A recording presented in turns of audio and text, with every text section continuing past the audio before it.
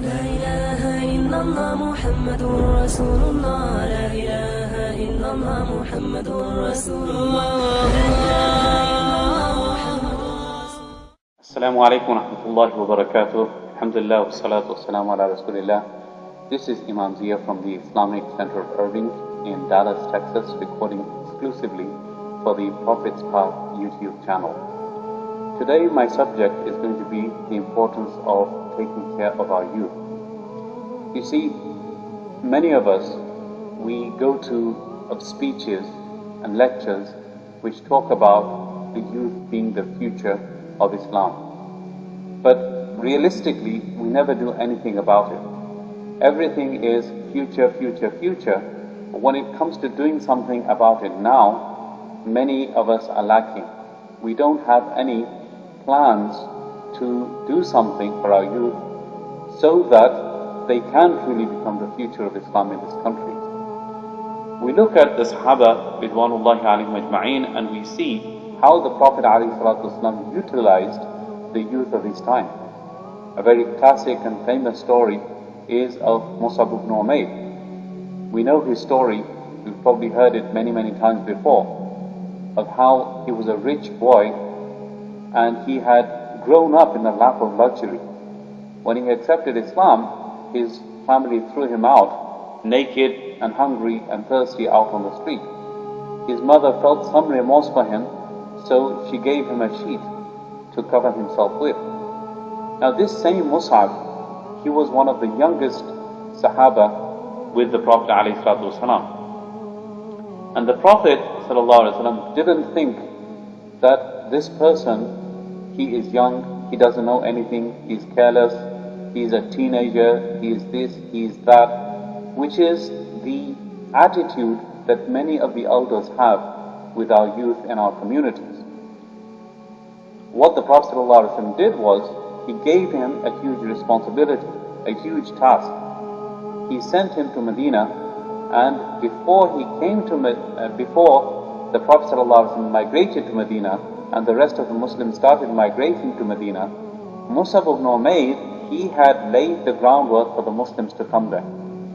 He had started teaching people the Quran, he had started teaching people the Hadith, he had started teaching people Islamic fundamentals. So he was basically the first muallim, the first teacher that came to Medina to Munawwara, that taught the people Islam there. Now this young man, if you really think about it, he stood up to the pedestal because he was given a responsibility. We in our communities, we have a tendency to sideline, sidestep, push away, overlook the youth in our community. Whereas I can guarantee you this thing, that if you were to give the youth responsibility, if you were to give them work to do, if you gave them the responsibility to take charge of certain projects, you will find that they will work way smarter than the older generation. Why is that? Because they have access to tools which the older generation are not even aware of. They have access to social media, they have access to tools which advertise projects, advertise programs. They can bring in speakers and create excitement within the community. This is something that the older generation are not aware of, and they think that the young kids cannot do. But it's very, very important for us as elders of communities to realize that unless and until we give these youth these responsibilities, we will never see things grow and flourish in our community.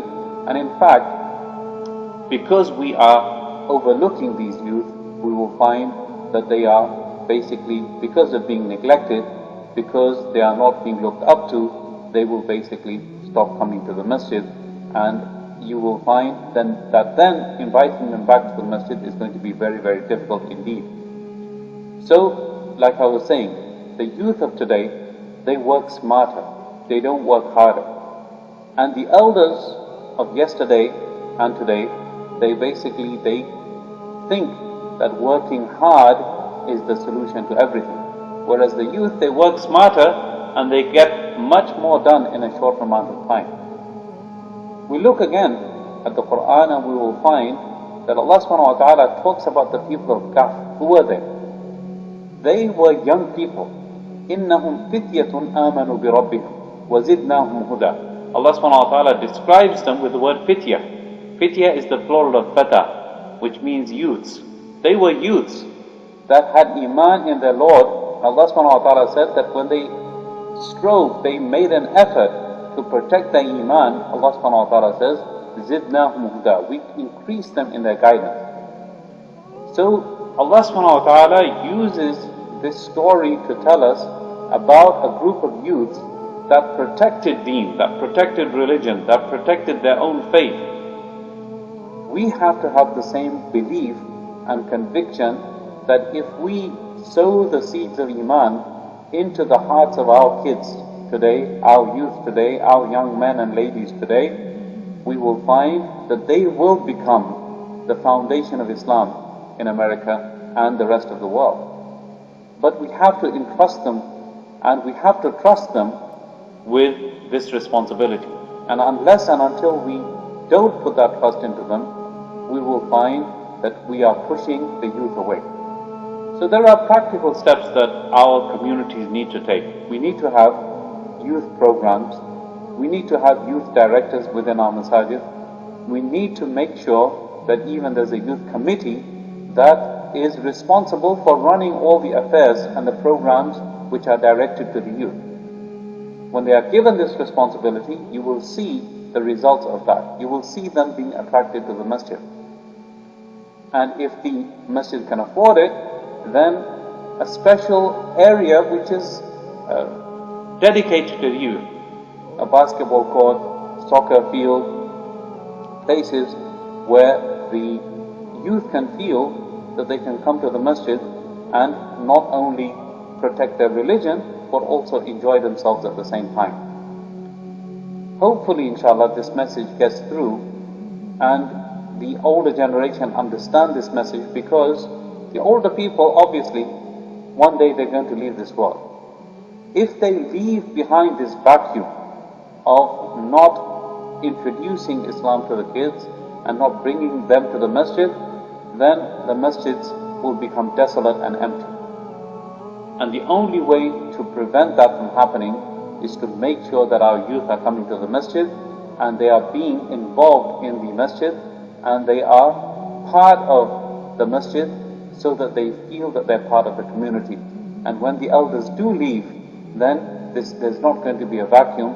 There are responsible adults now that are filling the shoes of the elders that leave us.